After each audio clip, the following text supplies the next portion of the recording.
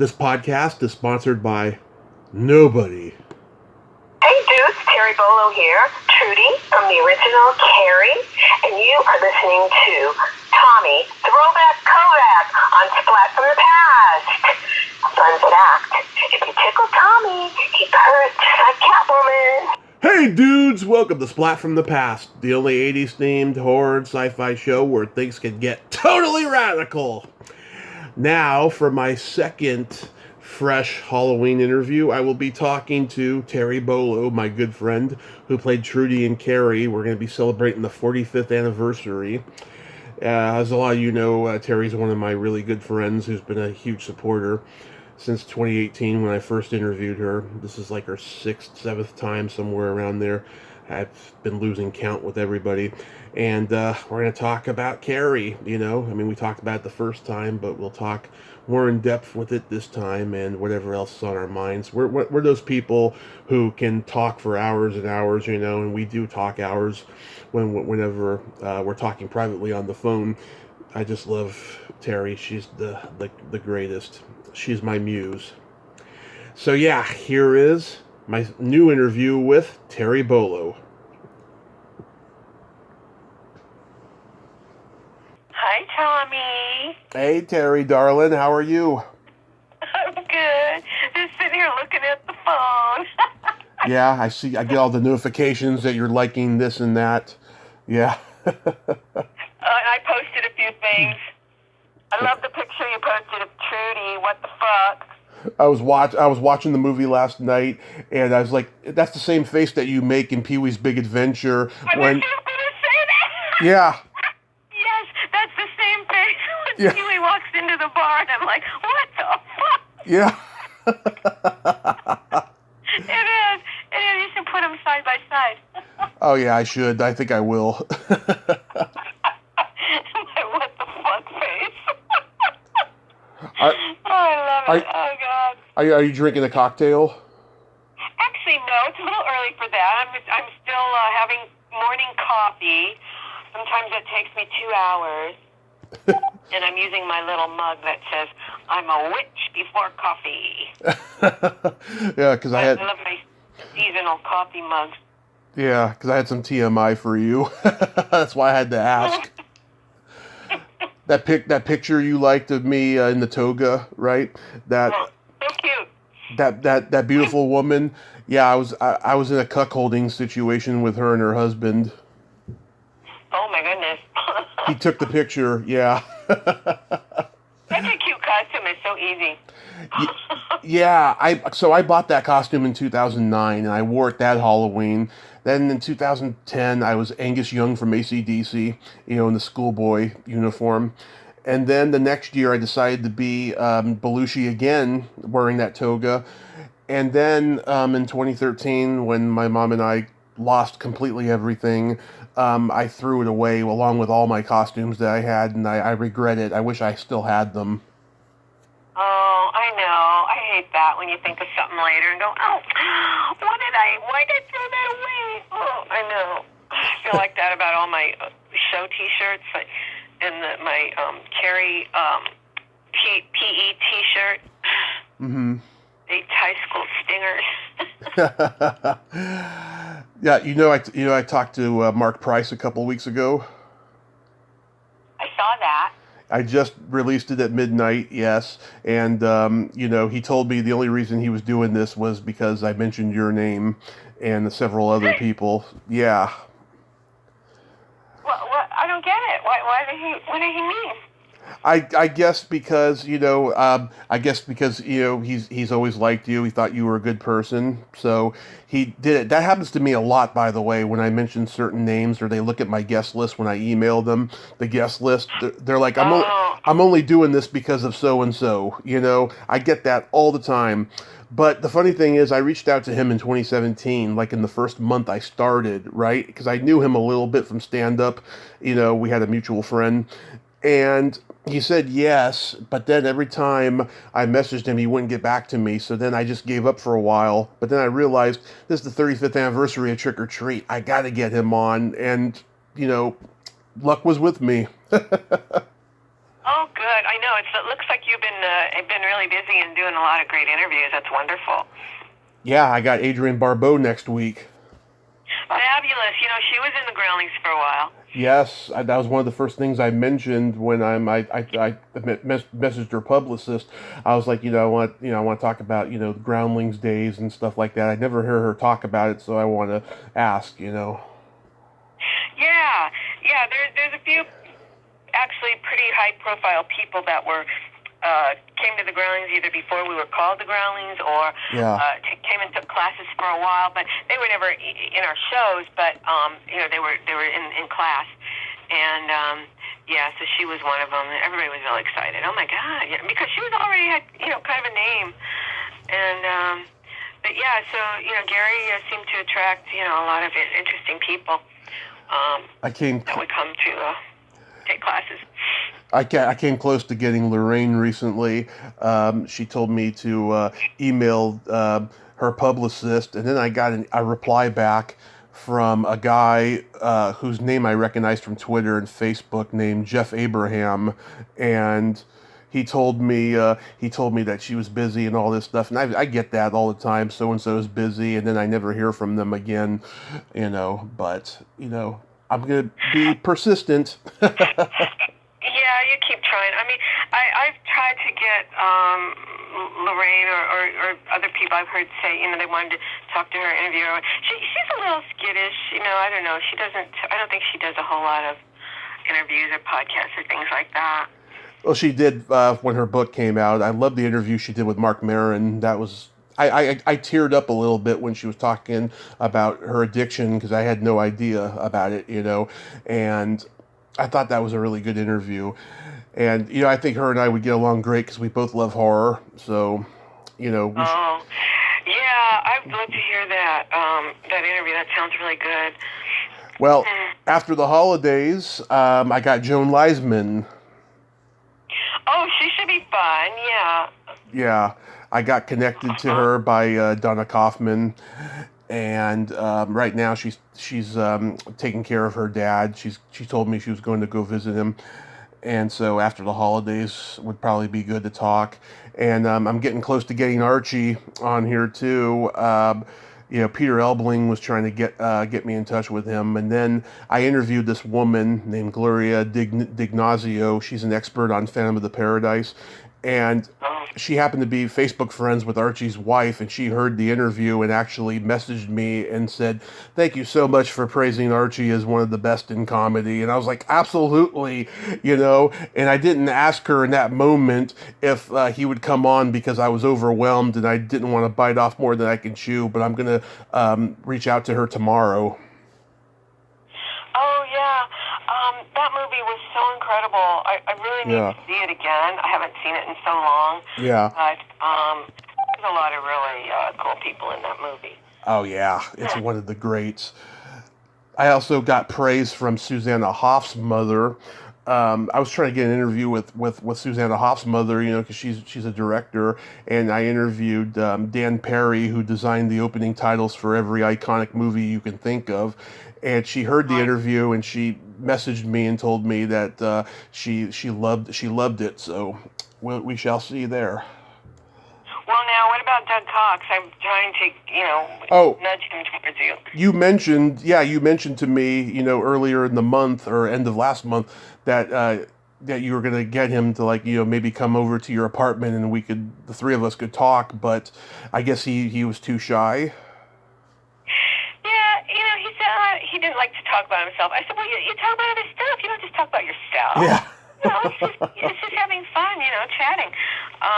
I don't know, but maybe if you say you want to focus on Carrie, and that he might be more amenable. But he's doing something. I did it tonight, or he's doing like a Zoom online reading of something. Let me see, what is this?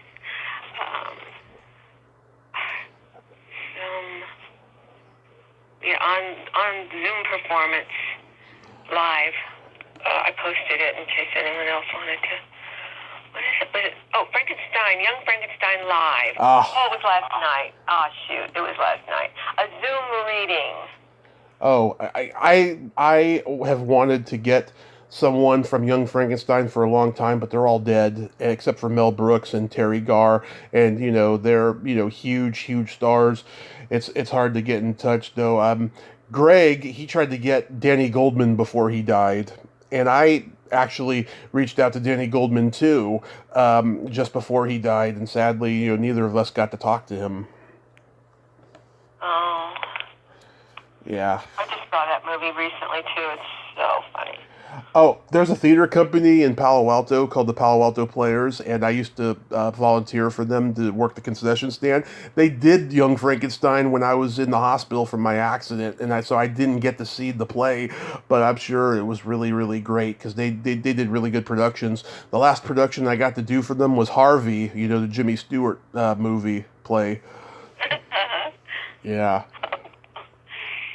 So, can you believe it's been 45 years since Carrie came out? Tommy, where does the time go? I feel like I should be, in a walker, drooling or something. I mean, really, That's so bad. You're evil. And so much of it is just still so crystal clear in my memory. Just those days, how much fun we were all having. It was just such an incredible time. Yeah, I mean, I told you the first time we talked, that we watched it in high school in my class. We watched it on a Friday when my teacher used to order us pizza and bring in a movie, and he brought in Carrie. I was 16 at the time. I had seen the VHS on the shelf for years, but never picked it up because my parents didn't want me watching it, and when we saw it, I was just like, this is a great fucking movie. And, I love all the actors that were in it, but, before, I even saw the movie. And I couldn't believe it. It's had an impact on me since, because I was bullied a lot in school. I mean, I got into a lot of fights in school. Yeah, that's interesting because not a whole lot of people actually talk about just that aspect of it. They talk about the horror and the blood and the trans telekinesis but yeah, the bullying. And I remember when we did the 40th anniversary special and fundraiser, and during the Q&A we talked about that and how a lot of people did really. The movie resonated with them because of the bullying aspect. And I said, in my character, because even though I was a background player, I'm an actress, so I created a character, and I had an inner life for my character. Yeah. And my character, Trudy, she wanted to be in with the in crowd. Yeah. She actually kind of felt sorry for Carrie. And then you can see, in the prom, I was really happy for her.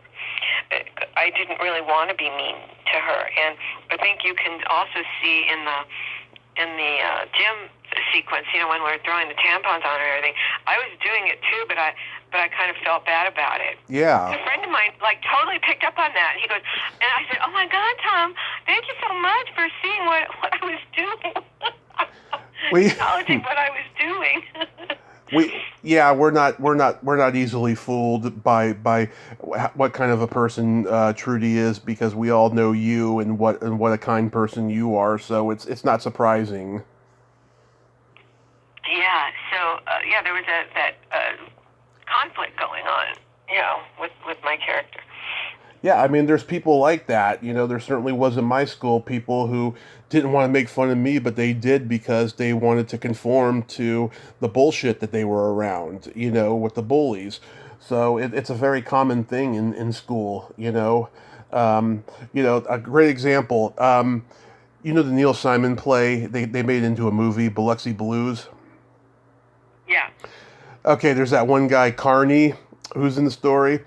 He goes back and forth, right? He'll like casually make fun of Gene and Epstein, the two Jews in the platoon, right? But then there'll be times when he's their friend. So that's like a great example of how guys like that exist, and of course, Gene writes about it in his diary. I like Carney, but I don't trust him. He's the last guy that I would ever go to if I was in trouble. It's just it's universal. It's common. There's people like that everywhere. Yeah, I think that schools really need to deal with bullying more. I don't think that the bullies get punished or called out, enough. Yeah, because And they come from... enough kids that, just ignore them. And, no, the school needs to deal with these little assholes. Yes. There's two kinds. There's the rich kids, right? Of course, they don't want to fucking expel them, otherwise they're going to get sued by their parents. Or two, the bullies who are being abused at home by their white trash, drug addicted, family members, or just one family member in most cases. And I think those ones are a little bit easier to deal with just because of the situation they're in, but the ones that have money, those are the ones that they're afraid of. I remember I got suspended for a week my senior year in high school because I bragged about a blowjob I got from this one girl at school whose parents had money, right? And I know in my heart of hearts, they said, if you don't fucking, discipline him, we're going to sue you. I just know that happened, and my family knows it happened too. So I missed school for a week and I had to go to a meeting with all of my teachers. It was very humiliating, I'll tell you. Oh my God. Oh my God. Oh, that's pretty horrible.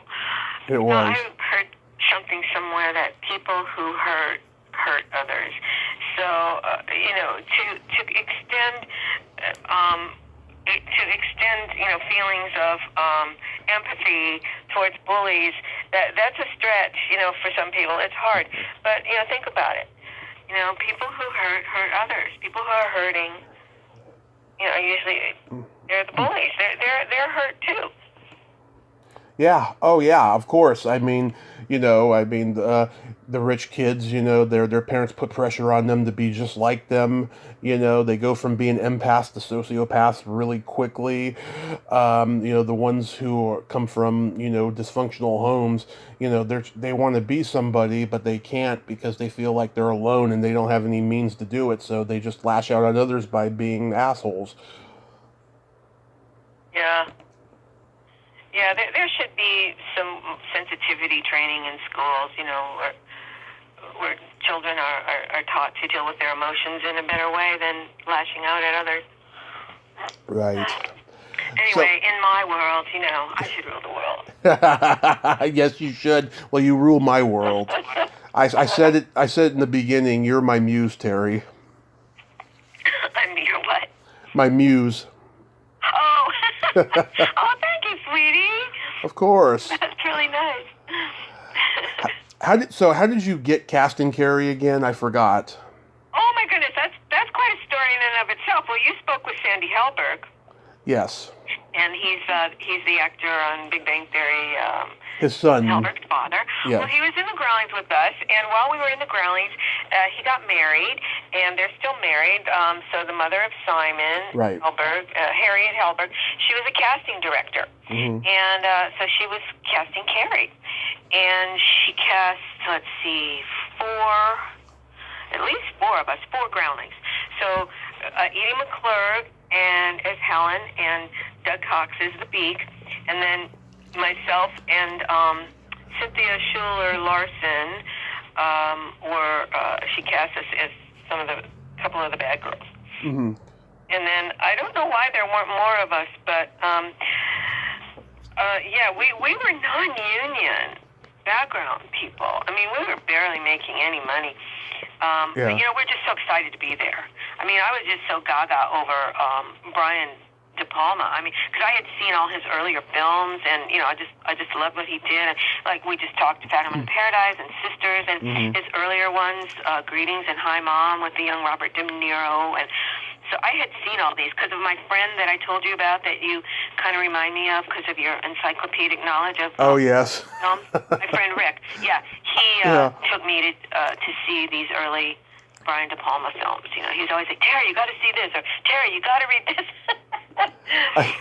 I can't get that story out of my head, the Rock Hudson story.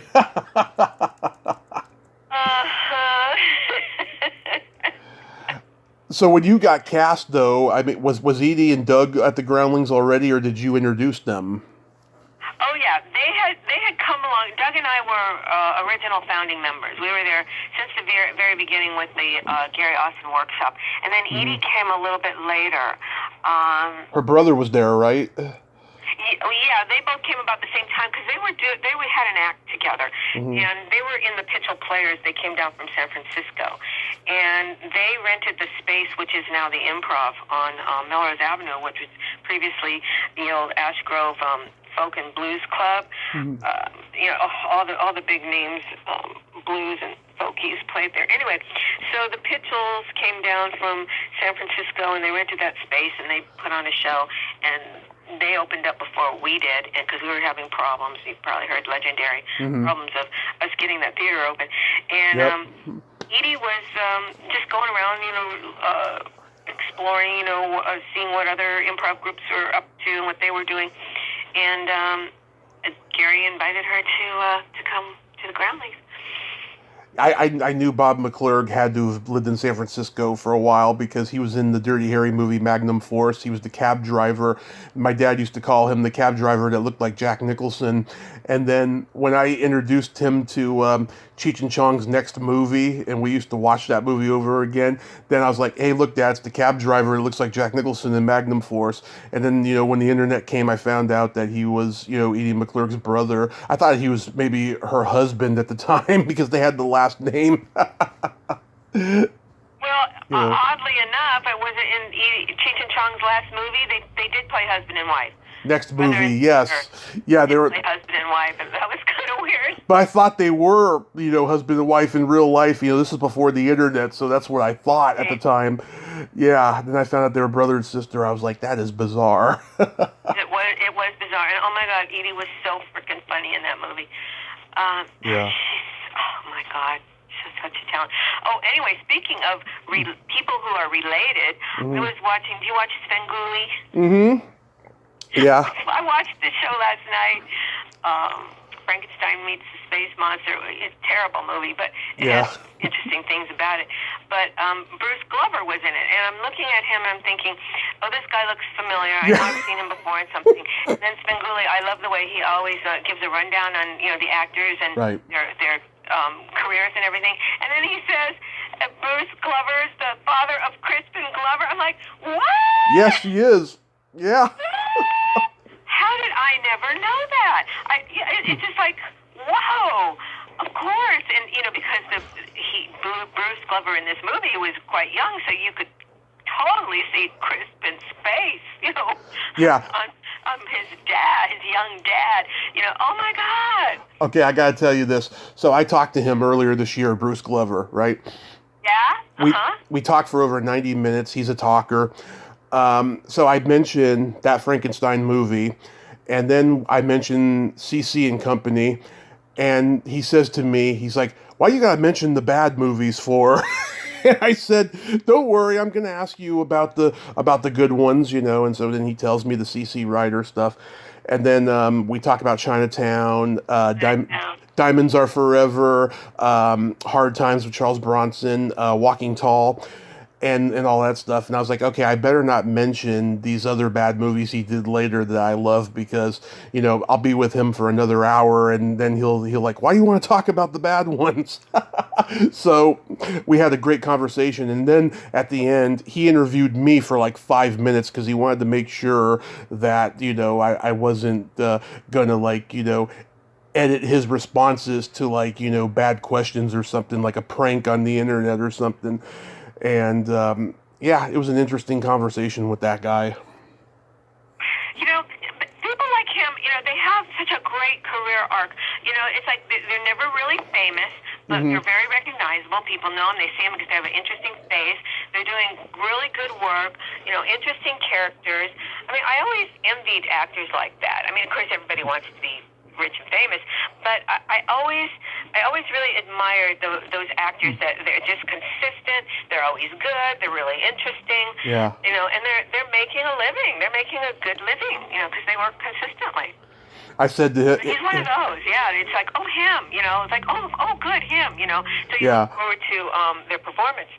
he asked me. He said, "Who have been your favorite interviews so far?" And I mentioned Ed Asner, and he was like, "Oh yes, Ed and I go all the way back to Chicago, and I've worked with him on a couple things since." You know, Wow. and then Ed Asner died a couple months later, which was sad. Oh, yeah, I know. I remember meeting him out on the picket lines. He's just such a really great guy. What a cool man he was. Mm-hmm. So did Bruce mention Crispin at all? Oh, we talked a little bit. I just said to him, I'm a huge Back to the Future fan. It's my favorite movie of all time, and I think your son is just spectacular in it. And he says, I agree. It's one of his absolute best. And I'm proud to say that he's my son and that he was in such a great movie like that. Yeah, and then he played Andy Warhol. Yep. I was talking about this with somebody. It's like there are 8 different portrayals of Andy Warhol in movies, and I've seen 6 of them. I think he was one of the best. Him and Jared Harris, Richard Harris's son. Yeah. Jared Harris is really good. Yeah. But I love Crispin too because I don't know. Crispin, he seems like a kooky guy, like just in life, like kind of a kook. Richard Harris, yeah, I mean, he used to go on the Tonight Show drunk and tell the funniest stories, Oh. Richard Harris is a storyteller. He and Pierre O'Toole, the two of them. Can you imagine? No. The stories they have, and scenes we'd like to see, right? The two of them on a drunk telling stories. Yeah, Oliver Reed too. Oh my God. Yeah. That guy threatened David Letterman on his show when he was drunk. He seems a little scary to me. There's something a little. He was a fighter from what I heard. Oh, But he was a great guy, though. They say he was just the nicest guy to other actors, But just when he had the alcohol in him, that's when you got to watch out. Yeah. So I sent Bill Catt a message earlier in the month to have him on here. I don't think he read it. And then I donated to Nancy Allen's We Spark, because Greg told me that's how he got her. And she sent me a very nice letter in the mail. And then I sent an email. Maybe I should have sent a letter back, who knows, and asked her. But I'll try again next year. And PJ, of course, she's always busy. She's doing a convention this weekend, as a matter of fact. Wow. And Deidre Birthrong, I don't even think she read my message, but I found her on Facebook. And of course, I told you about what happened to Noelle North. She went off the deep end. Wait, remind me about that, Noelle? Okay.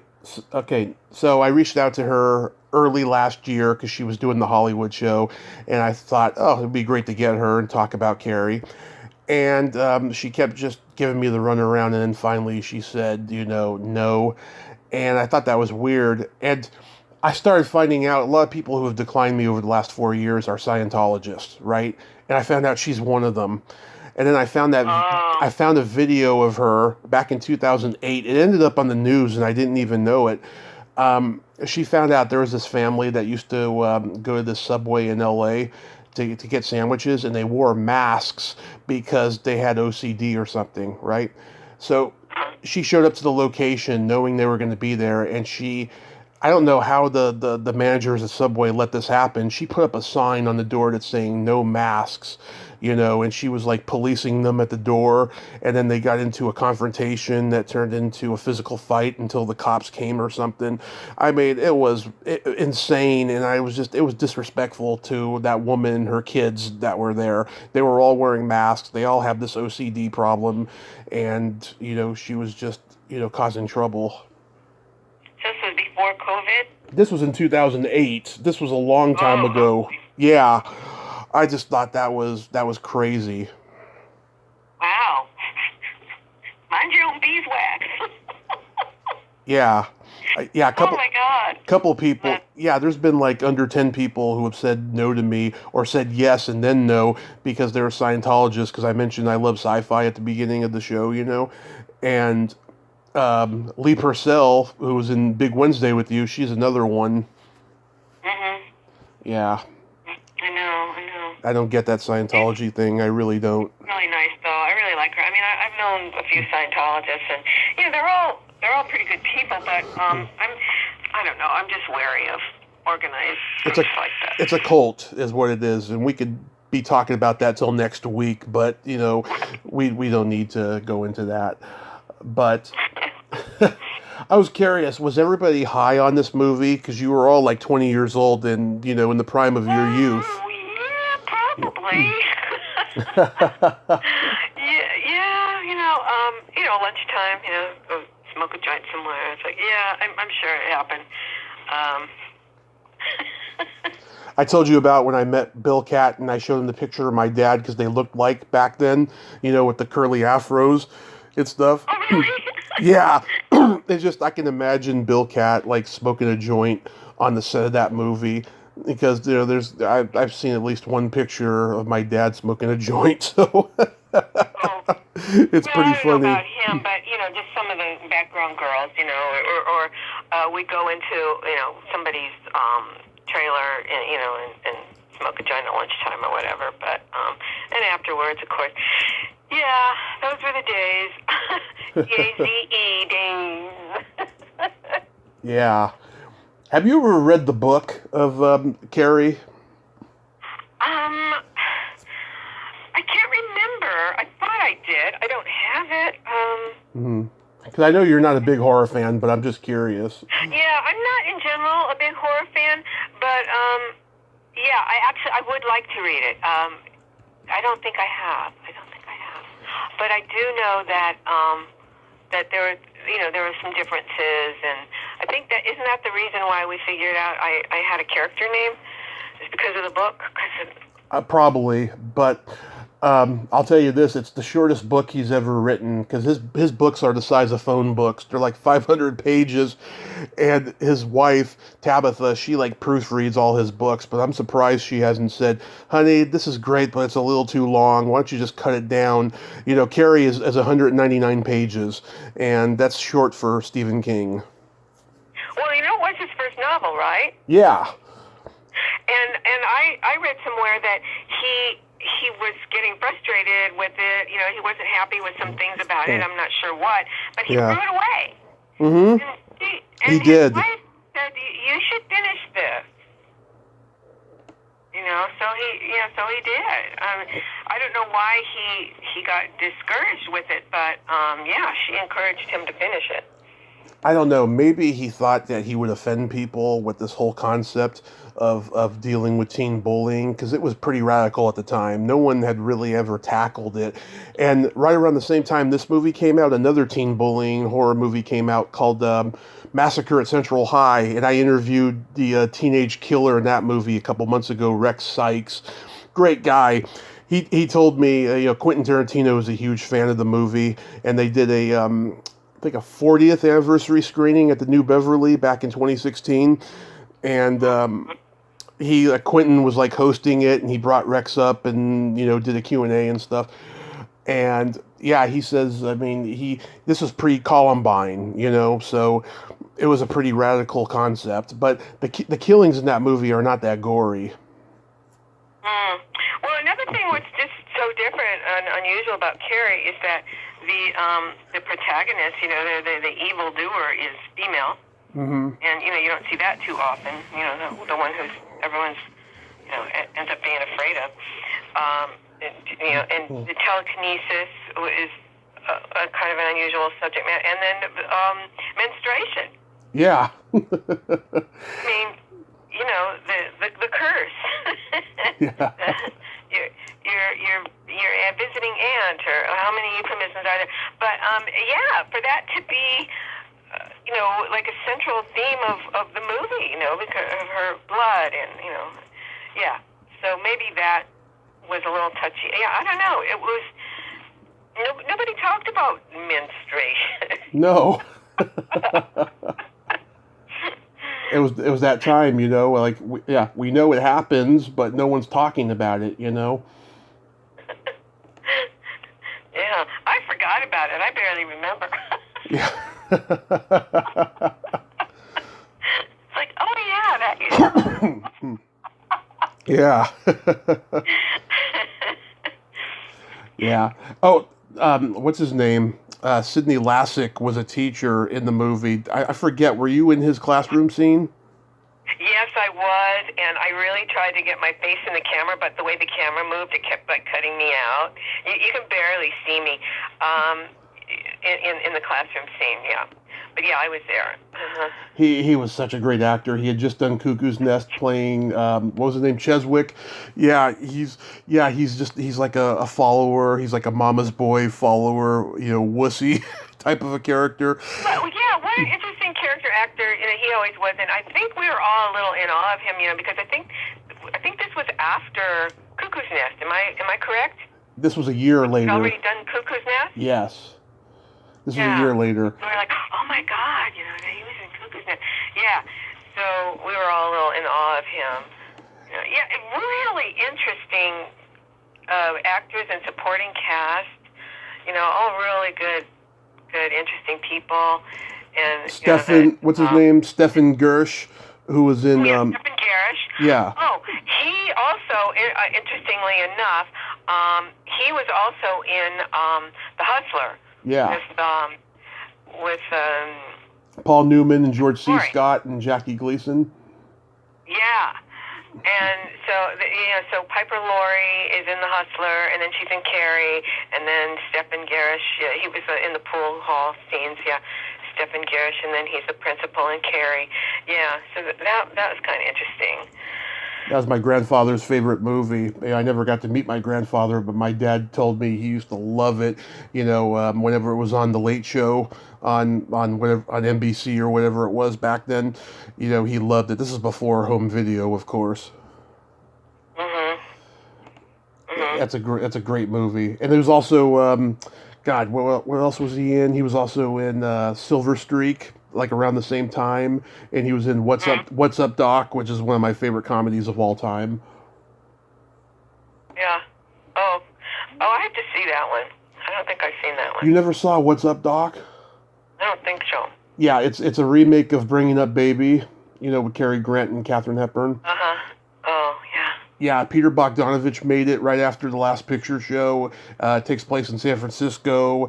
It's just a wacky slapstick comedy with great one-liners. It's a G-rated, family-friendly comedy, but it's friggin' hilarious.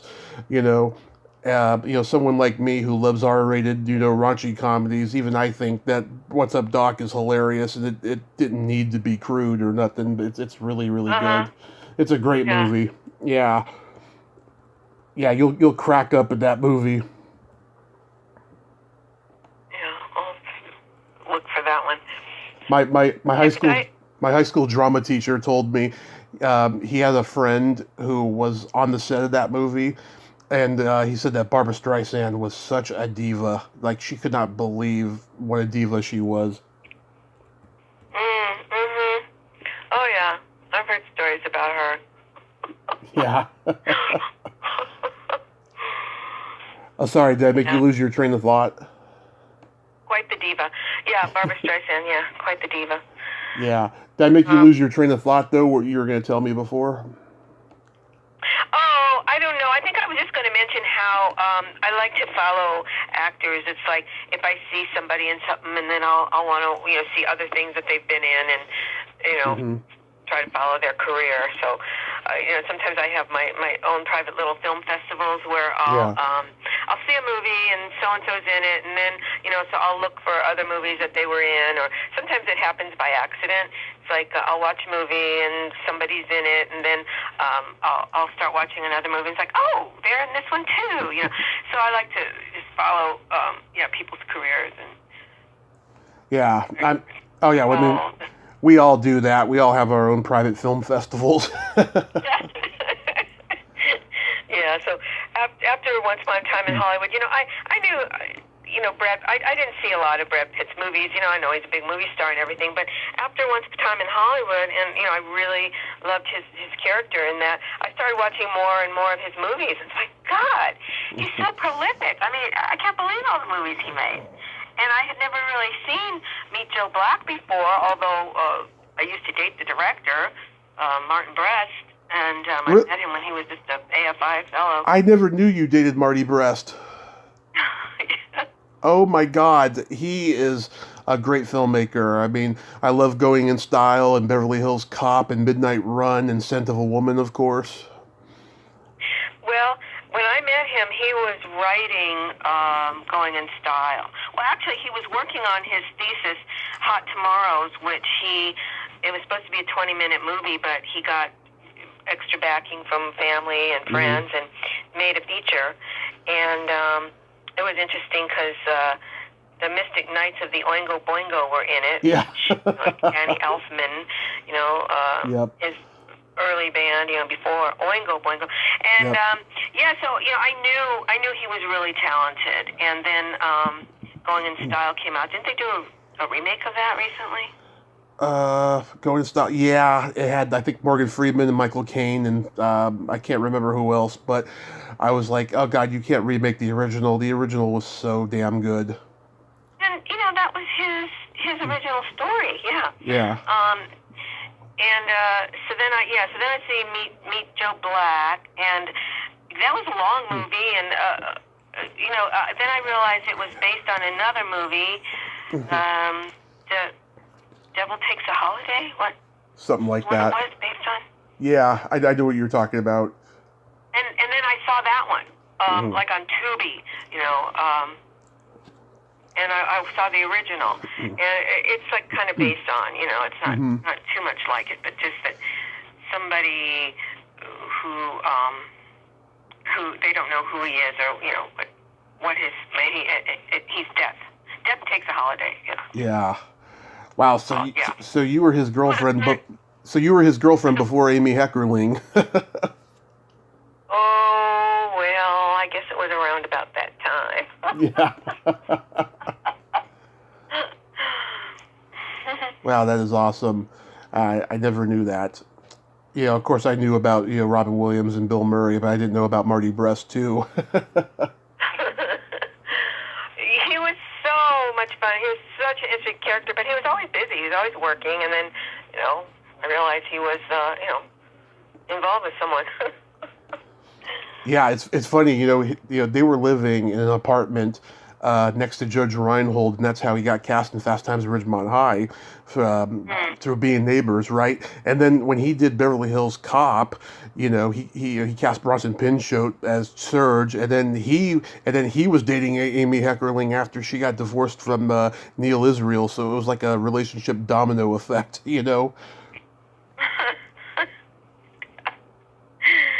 That was crazy. Did you go to your actual prom? No, I did not. So that's another reason why it was so much fun to do that scene in Carrie, because I never did. When I was in high school, I kind of thought that stuff was all passé. All that cheerleader, football captain of the football team, right. Going to the prom, all that stuff was so like 50s to me. It's like. I was a flower child, I was smoking pot and ditching school and hitchhiking and, dropping acid and, it's like, prom? Are you kidding? What? That was for the goody kids, so it didn't really interest me. But, it's just something that's just part of high school, but for some reason at that time in the late 60s, to me that was like, old fashioned, just Squaresville. I went to my high school prom, and I went alone for the reason I told you earlier, because I had gotten suspended. Like, no girl wanted to like go with me to the prom because of it, right? And I had a date to homecoming that year before that. And her and I were friends. She had a twin sister that I actually knew more, and for some reason she wanted me to take her to prom, so I did. And but I had a good time at prom. I got 5 slow dances that night, including 2 from the same girl. They were all friends of mine, and they all figured, what the hell, even though we're in relationships, this is the last chance for this. So it was great, you know. And I had a limo, you know. My mom ordered me a limo. I went by myself, you know, and I took a picture by myself. It was great, you know. Homer Simpson, you know, he took a picture of by himself at his wedding. So like I compare it to that. Well, you know, that's very brave of you, you know, to go by yourself. But you know, all your friends are there, you know, and you dance with people. I mean, but yeah, good for you. Yeah, it was fun. Yeah, fuck it, I'm going. Yeah. Oh yeah, you know, even my mom said, "Fuck it, you're going," because you know she always wanted. I think my brother, he went to. I think he went to his girlfriend's prom because he had dropped out of school. I think he went to her prom, but she always wanted to see me, you know, in a tuxedo and everything, and go to a prom. So, I did. But yeah, I just thought that it was done so well. It was so perfect, you know, the set, you know, down to the cheesy, you know, glittered stars, and you know, it was just so perfect. Yeah. Yeah. How long were you guys there doing that scene? God, you know, it's hard to say. I know it was several weeks. I don't know, 3 or 6. I don't know, but it was a long, long time. There was so much coverage, and you know, all that split screen stuff he likes to do, and so yeah, it was several weeks at least. Yeah. Have you ever seen Zapped?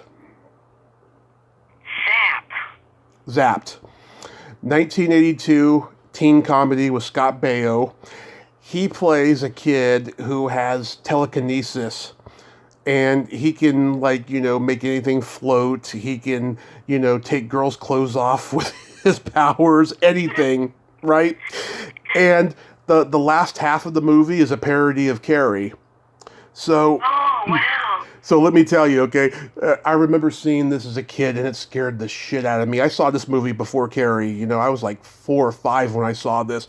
So his mother knows that he's possessed, but he's possessed somehow, right? So he brings a priest over to the house, and the priest is an amateur ventriloquist, and he's got a dummy with him, and this dummy scared the shit out of me when I was a kid. And so he's like trying to, you know, excommunicate him or whatever, you know. And then all hell breaks loose, no pun intended. And so, you know, he's just trying to get the hell out of the house so he can go to the prom, you know. And eventually it happens, and then the prom becomes like Carrie, you know. Things are starting to break, you know. Things are flying. Everyone loses their clothes. Everyone's naked. I mean, it's hilarious parody of Carrie, pretty much at the end there. Oh, cool. I'll have to look for that one too. Yeah. No, I was driving down Santa Monica Boulevard the other day, and I saw a video store, and I thought to myself, how come there aren't any more video stores? I mean, I would still be going to them. I mean, how come they all disappeared?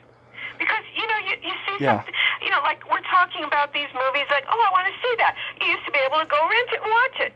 Now, I don't know how to see these movies anymore. Well, Eddie Brandt's closed, I heard.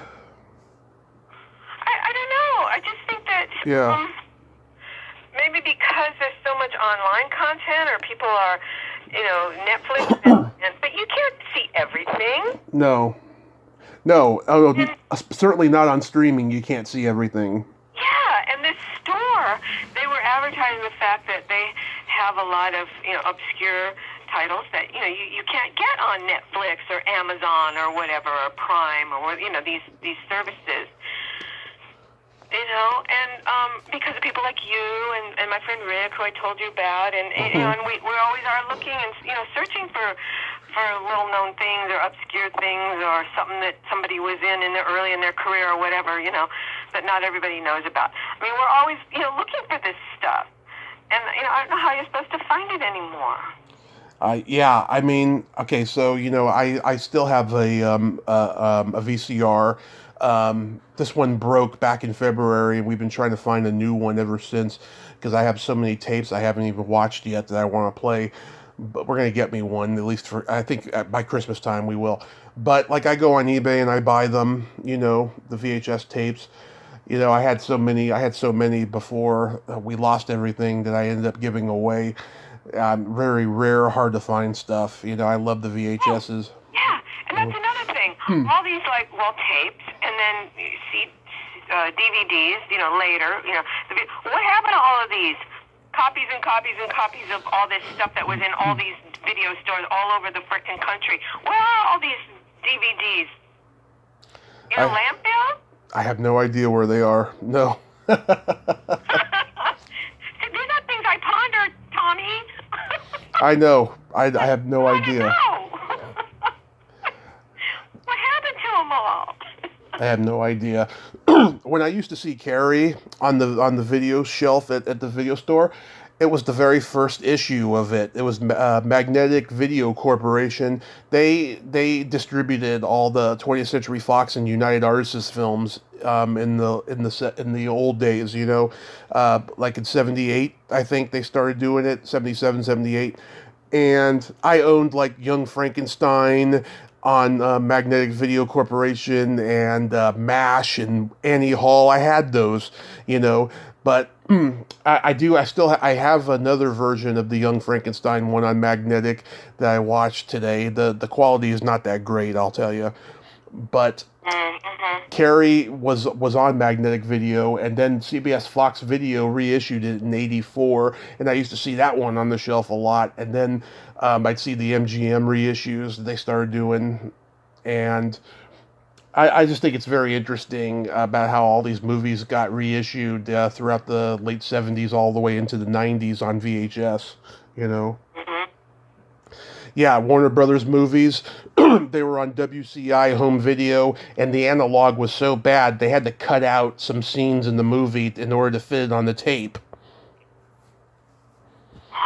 You know, what was that one? Oh, Superman, the original Superman movie with Christopher Reeve. They cut out maybe 20 minutes of that movie, and because they couldn't fit it on the tape. And I remember I used to rent it and go, where's that one scene? Where's that one scene, you know? Yeah. And then, so, have you heard anything about, like, Brian De Palma? Like, if he's retired or if he's got anything, in the works? Or I should look him up now. I don't know. I mean, after he was so prolific for so long. He did that Black Dahlia movie in 2006. That's like the last time I heard of him. Oh, that was kind of awful, wasn't it? I don't even remember if I saw it. I may have. Let's see, in 2019 he did a movie called Domino with an actor. Oh, Domino. About the female assassin?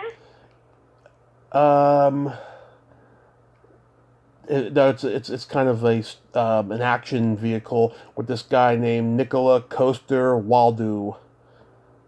Huh. He's a Danish actor. Yeah, that was the last time. I don't know. Maybe he's retired now. Who knows? Yeah. Well, yeah, he's about my age, maybe a little older. He was born in 1940. Oh, my God. I didn't know he was that much older than me. Yeah. Oh, yeah, because he was making movies in the late 60s, you know. And his birthday is September 11th. Oh, wow. Yeah.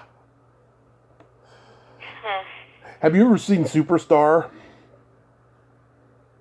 Superstar. Molly Shannon playing her Catholic schoolgirl character from Saturday Night Live. Oh, no, but I love her character. That's so funny. She gets bullied in that movie at the Catholic school, and they compare her to Carrie because she lives with a crazy grandma. Uh-huh. Oh, perfect. Oh. Yeah. I was curious, when you were at the Strasberg school, who were your classmates? Did any of them go on to be successful? Yeah, not as many as I would have thought, but there was an actor, I think he's passed on now, a black actor named Robert Duquay. He was in my class. An actor, Scott Columby. Oh, God. Valentina Quinn, Anthony Quinn's daughter. Now, I don't know whatever happened to her, but I know her brother did some work, work. Trying to think of who else. My teachers were Bill Traylor and Peggy Fury. Yep. And they were actors. And Gerald S. O'Laughlin Oh, was yeah. one of my teachers. Wow. And I'm trying to think of who else was there around the same time. But not as many people as I would have thought or you would have thought. I remember Sally Field started coming to classes around the time I was there. Huh. And I didn't study with Lee, but I attended like maybe monthly seminars with him. Mm-hmm. So I did get to see him and be in the same room and whatever. But but my teachers, I loved my teachers. And Peggy and Bill's daughters, I remember her talking about her little girl, Susan Traylor, has done some work. Lynn Stewart, she went to school. Her, Cindy Williams, Michael Ovitz, Sally Field, they were like all at the same, I think at least college at the same time. Well, Lynn went to Beverly Hills High, I know, and a lot of people went there, with Richard Dreyfuss and Albert Brooks and Cindy Williams, and also Lynn Stewart and I both worked at the Pantages Theater. Yeah. At the same time, we didn't really know each other then. I think she maybe left a little after I started there. Yeah. But I never really knew her. But we did both work there, the Pantages. Yeah. Yeah, it's funny how everyone knew each other in those days, It really is a small world, it really is. And all these little circles connect, 6 degrees and 4 degrees and 3 and 2 and 1, It's like, you know someone who knows someone who knows someone, and it's interesting. Did you know Jed Mills? Of course I know Jed Mills, yeah. I reached out to him last Christmas time because it was the 40th anniversary of this slasher movie he was in called New Year's Evil. And I messaged him a couple of times during the course of the month, and I didn't hear back from him. I'm going to try again this year.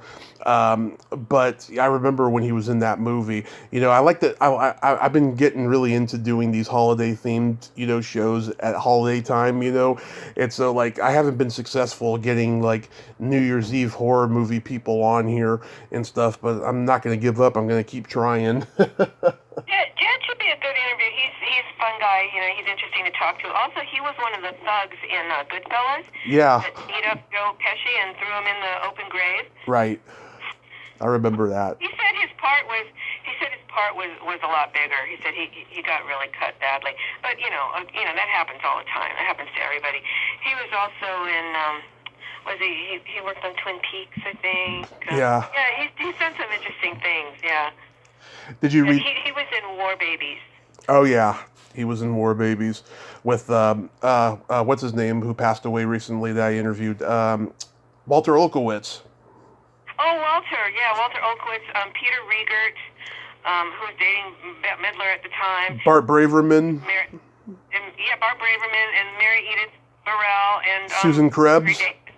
And Larry David. Wasn't Susan Krebs in there too? No. I'm getting things mixed up. No, Larry David and Michael, what's his face, Kramer. They were on Michael Richards. Michael Richards. They were on Fridays with Mary Edith. So Yes. Mary Edith went from the Groundlings to War Babies, and then she got on Fridays, and so that's how all those people. I got to know all those people. But War Babies was a really good improv group. They were a little older than some of us.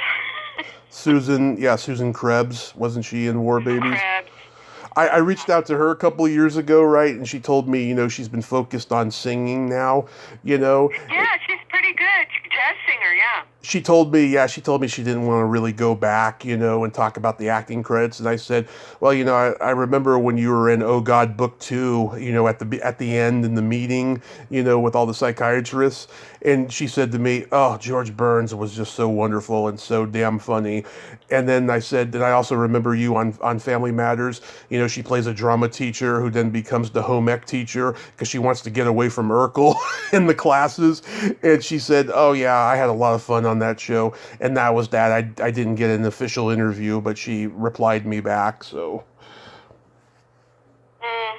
Yeah. Oh, well, that's too bad, but for all the people that miss out, that don't get to talk to you, you've gotten a lot of really, really good people. I forgot that Susan Krebs was in Oh God Book 2, so was I. Yep, and Edie, she was Conrad Janis's secretary. Oh my God, yeah. Yeah. Yeah, I forgot about that. Oh, Jesus. Did you read Elvira's book? Did you read Elvira's book? No, not yet. No, I haven't. I have not read it. I'm sure you've heard, the big story in there, right? Well, I've met her partner. That's what you mean. Yeah. Yes. I always knew she was a gay icon, right? But it kind of took me by surprise. I mean, after you've been with Elvis, I mean, how do you go from that to lesbian, Well, it was kind of a shock to people who knew her. I know it was to me, but it was like, but then and again, in a way, I wasn't that surprised. She's just always such an an open person and accepting person, and I could see it. It made sense. But I knew her husband, and I knew about some of her other paramours. I dated someone that she had dated, and so it was kind of a surprise. And I think it kind of surprised her too, from what I heard, the way she talked about it. It was like they started out being, hanging out, good friends and whatever, and then they fell in love. And so I think she never really thought about, I think I'm going to be a lesbian. I think it just happened. Mm-hmm. It was just something that just happened. There's nothing wrong with that, I mean, I go both ways. But it took her by surprise in a way too. Yeah, I tried to get an interview with the guy who directed her movie, James Signorelli. He directed a lot of short films for Saturday Night Live back in the day. I didn't hear back from him. I did get to talk to Gary Weiss, who also did short films for SNL, and he was a grumpy, bitter curmudgeon. He really disappointed me. That was one of the few times I actually wanted to hang up, but I just wanted to see where he was going to go, Oh, yeah. Oh, that's too bad. But I finally saw Elvira's first movie, I think. Yeah, that's the one. That he directed, James Signorelli. And then I finally saw it. Really, really cute and fun. And she's just so adorable. I mean, Yeah. And then she did what, 2 or 3 more?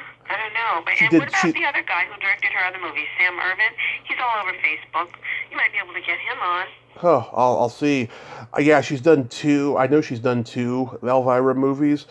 And there's many episodes of her show out there, and they're like, the length of a movie because they're long, And then, unfortunately, I didn't get to ask Ann Beats. Ann Beats wrote the pilot that she did for CBS, the Elvira show that didn't get sold, and I seen it on YouTube. I cracked up at it. It would have been a great show if CBS had picked it up, But I think the reason why it didn't get picked up was because they thought she dressed too revealing, in that costume that she's always wearing. So she said, fuck this, I'm not gonna change Elvira's look because they think it's too suggestive. You should go on YouTube. You should go on YouTube and watch it. Katherine Hellman plays her aunt. Oh wow! Yeah. It was right after Who's the Boss. It was like a year later or something. It is pretty funny. Lynn's in it. She's like her fortune She's like her fortune telling customer at the beginning of the episode. Lynn had a small part in the Mistress of the Dark too. Yeah, she's the waitress. Yeah. Do you want a virgin? Maybe. I just want some drinks first, though.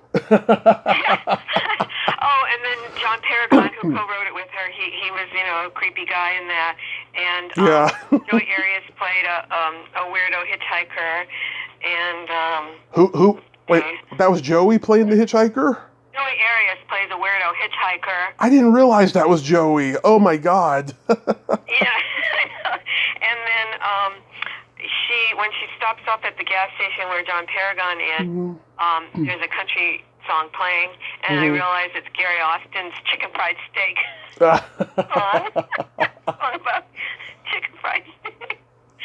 Playing Gary's son, I thought that was so cool. Yeah, and did you know Daniel Green's character, Bob Redding, is named after her personal assistant who died of AIDS? Well, I knew him too quite well. In fact, I knew him before I knew her. And another way things are all connected. I mean, my friend Rick, who I told you about, Yep. he was hitchhiking, and he meets this guy, Joey DeNova. He goes home with Joey DeNova. They end up talking all night, and through Joey, he meets Bobby Redding, and I don't think he met Cassandra. Yeah, but he meets Bobby Redding. Right. So they become friends. So then I met Bobby through Rick, and then Suzanne Kent was good friends with Bobby. Then I met Suzanne, and we became roommates.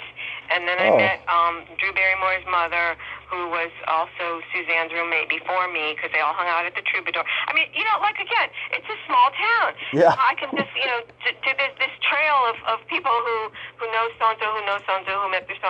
Yeah, so anyway, so I knew Bobby Redding years before I knew Cassandra. And then, I meet her, and I found out she's in, that show, Brick Walls, Bottoms Up or something, or and then Bobby was in it, and Joey DeNova, he took pictures of all the Groundlings. I mean, it's just really weird how all these little circles and groups of people all connect up, and you might not know each other, but both know some of the same people. And then you finally meet through that. Yeah, it's just kind of weird how I finally connected all that with Bobby and Suzanne and Cassandra and I am just so jealous of all of that, because in my generation there was just so much competitiveness and rivalry, and if you were like, if you fit the same ideology as the other person, then you would have that. But if you were like different, they just wanted to exclude you. I didn't get that, I didn't get to have that kind of camaraderie like you guys had. It was kind of like a big little town. And it was easy to run into celebrities and meet people and hang out, and it's different now. There's all these layers of bullshit, security and bullshit and handlers and people and my people will talk to your people and. I know it's insane. You used to be able to just meet people and hang out with celebrities, and oh my God, it was just different. Did you dress up last night at all? I did not. I'm not doing anything tonight, but Thursday and Friday both I went out. So I'm kind of tired out already, and that's a big thing for me to go out 2 nights in a row. Like the old days. So I'm taking it easy tonight. I haven't dressed up in 6 years. Yeah, Thursday and Friday I went out.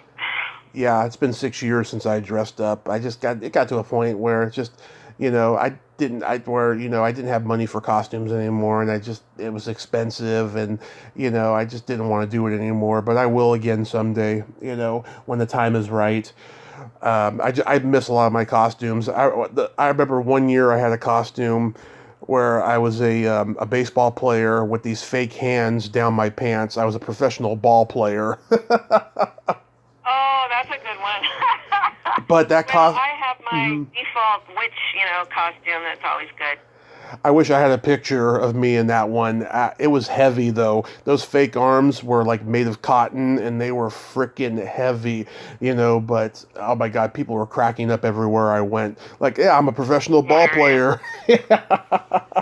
I'm playing I think the West Hollywood Halloween thing was canceled this year as well. Yeah. But I know the boys are up there in costume anyway. You know what I mean? It's just not.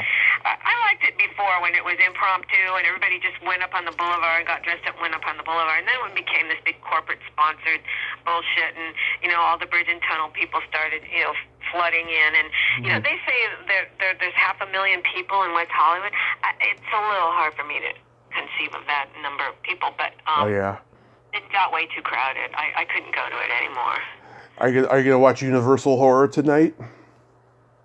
What's that? Are you going to watch any Universal Horror tonight? The classics? What's that? Oh, what channel is it on? Frankenstein, Wolfman, whatever's on, or something you can find on streaming? I don't know. Probably not. I'll look for something. Though, because I was enjoying the Svengoolie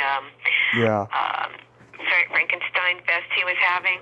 So I watched all. I've been watching all of those, and like I said, I love when he talks about all the actors and what they've done before and all that. So I'll look for something spooky to watch tonight, definitely.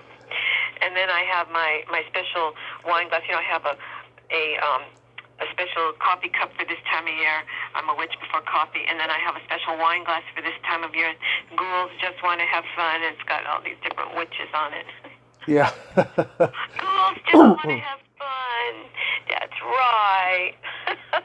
Yeah, I'm just going to eat candy, watch my favorite gory horror movies, and, get ready for my November interviews. It's going to be awesome. I got all my research done on Friday, and I'm looking forward to a good week of that. Oh, did you see that next year they're going to have a sequel to Hocus Pocus? Oh, I want to see Hocus Pocus. Now, see, there's another movie that I've never seen. Really? I really want to see, and I can't find it anywhere. And if there was a video store, I could go rent it. But there's no frickin' video stores anymore. You can get the DVD online. Okay. My mom took me to see that movie in the theater in the summer of 1993, and we had a glow-in-the-dark popcorn bucket that they were giving away as kind of a, I think it was like a souvenir bucket that they were doing, glow-in-the-dark bucket. It was green, and you get a free refill, if you want a free refill. It was a large, bucket. I wish we still had that. That would have been a collector's item. Yeah, for sure. I want to see that. A friend of mine named their cat Binks after the cat in that. Yeah. Last weekend, the Charlie Brown Halloween special was on PBS, and I forgot that it was the 55th anniversary, so I sent a message to Peter Robbins, who did the voice of Charlie Brown, because I didn't realize he's like I realized he's the only one that's like out there. All the other kids in that show were MIA, and then I did some research and found out that he was arrested a couple years ago for threatening somebody, right? Oh no. So I got a response from him on Friday, like really, really late, and he said, call me, and then he posted a stupid picture, and then I was like, nah, I think I'll pass. Oh really? Yeah. That's too bad. Yeah, I watched it. It's really cute. It is. I mean, it holds up just like all those Charlie Brown specials do. It does. I talked to the old animator Phil Roman, last year about them, and we talked about the Grinch and all the classic ones he did, and he's just disappointed that it's all digital now, because he says there's so much magic to a brush in paint. Yeah. And I love the music, too, from the Vince Guaraldi. Yeah. Throwback, yeah. It's wonderful. Yes, I had to watch that, too. I was curious, Terry, do you have a ghost story? A ghost story? Mm-hmm. Well, okay, this is pretty interesting. And again, I'm talking about Rick again. He must be around me. My friend Rick. Okay, so he was ill, and we knew that, his time was imminent, and we would talk, and I said, if you can, if there's ever a way, you can give me a message, and I said, without being too scary, so we actually talked about this. So he passed away in October. Well, interesting, maybe that's why, he's been gone a long time now, like a couple decades, I guess. But anyway, his birthday was New Year's Eve. So he passed away 1 October. A year later, not the New Year's Eve that was just a few months after his birthday, but a year later. So he'd been gone a year, and then it was his birthday, and it was New Year's Eve, and I was napping on my couch in the middle of the afternoon, and I hear something, sounds like something fell next to the couch. Right. And, I look, and it's one of those little kind of screw-in smoke detectors Mm-hmm. Like, you put it up and then you kind of lock it into place. You turn it and it kind of locks into place. Right. That was on the floor next to me. Couch. Mm-hmm. So I'm like, oh, well, that's kind of weird. How did that come off? And so I get up to go to the bathroom, and I look in my bedroom, and I have this valance across my window that the curtains are hanging from, inside. It's like a little box, and the curtain rod is inside the little box. So there's kind of like a little flat surface on top. Well, I had this garland on top of that, and with flowers on it, and I put it up there, and it had been up there for years, hasn't fallen down before or since, but it was on my bed. It was like, and it wasn't just like in a clump, like a breeze blew it down and it fell, and it wasn't between the wall and the bed. It was stretched across my bed. Crazy. Whew. Those two things happened on the same afternoon, and it was Rick's birthday. And I just, I just had to put two and two together, and it's like, I do believe in spooks. I do. Yeah. And, I told somebody about it, and they go, oh, things fall. And it's like, but those two things, on the same day, that both seem kind of impossible, and it was Rick's birthday. Mm-hmm. And I had asked him to give me a sign. Wow. I don't know what else to think, Tommy. Well, today's the 1 year... That garland is still up there, hasn't fallen since. That was 20 years ago. Yeah, today's the 1 year anniversary since my stepdad died, and we had gone through, a lot of shit over the years. We hadn't seen him in 2.5 years at the time, and we didn't even know he died until November 9th. It was like 2 weeks later we heard about it. And it's an emotional day for me because I long for those first 8 years that him and my mom were together when he was a great guy before he turned into a bad person, But my ghost story... this is not really a ghost story, but it may as well be. It was like a Large Marge situation, I'll tell you. So, me and my friend, we go up to the city to do stand-up comedy. This was in October of 2007. We go up to the city to do comedy at the open mic we used to go to. And then we come back, and he lived around the corner from a veterinary office. And they had chairs and tables outside. And so we write comedy there, and we sit on those tables and write comedy there for about an hour. We just had a blast. It was fun. We were coming up with creativity. We had a little bit of sugar in us from eating donuts after the show and stuff, and it was great. Then this crazy woman pulled up in the driveway, and she proceeded to watch us. And it became so uncomfortable really quick. We were like, let's get the fuck out of here. And, she looked like death. Like, literally looked like death. She was like Large Marge, So he goes, he's like, okay, he's going home. So he goes in his direction. And I go to my direction to go catch the bus. And the next thing I know, there's a car light following me. And I turn around and it's her. And I run. And I go hide in this little alleyway where this apartment complex was, and I just watch, her pass by.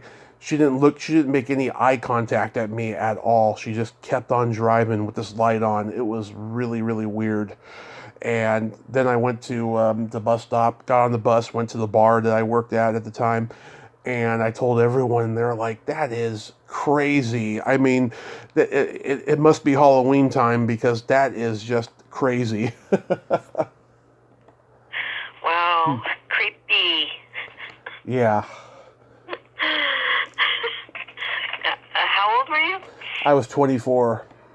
Uh-huh. Like, if this was nowadays, right, I would have tried to, get a good look of her license plate. And I talked about that with the previous friend that I was talking to earlier, Lynn. I told her that too, because she brought it up. She was like, did you get a good look at the license plate? I was like, not at that time, but nowadays I would. Oh my God! Well, something else you can watch today. I posted this a few years in a row now. The Silly Symphonies, the Skeleton Dance. I haven't seen that. No. It's on my wall. I posted it on my wall, or you can just look it up. Silly Symphonies, the Skeleton Dance. Okay. And it's really good. You should watch that too. I'll check Well, have that a out. fun Halloween movie night. Yeah, son, I'm so glad we did this, and it was a lot of fun talking about Carrie and all the stuff. And we'll have a private chat soon. And Yeah, always fun talking to you, Tommy. always fun talking to you too. And oh, did you see that joke I posted a little while ago? Yes. That was great, huh? Yeah. Yeah, there's a You website. made that one up yourself. I didn't make that one up. It was on this website called 24 Dirty Halloween Jokes, and that was the one that made me laugh the most, so I put it on there. Okay, so the Silly Symphonies, it's a Disney cartoon. Okay. Music by Carl Stalling. Okay. And about 5 minutes long. Yeah, it's really good. You know, that real old-fashioned kind of cartoony graphics. I'm going to watch it right after we're done here because I see it right now. Yeah, okay. All right. Enjoy. Love you, hun. Enjoy. Stay safe. Talk to you later. Happy Halloween. Happy Halloween. Okay. Bye. Bye-bye. Well, there you have it. Terry Bolo. Ain't she a sweetheart? Oh, I just love Terry. Like I said, she's my muse, and she's awesome. Go watch Carrie. It turned 45. No better way to celebrate Halloween. Well, until next time, this is Tommy Throwback Kovac saying, there's no shame in living in the past, because the present sucks. Later, dudes.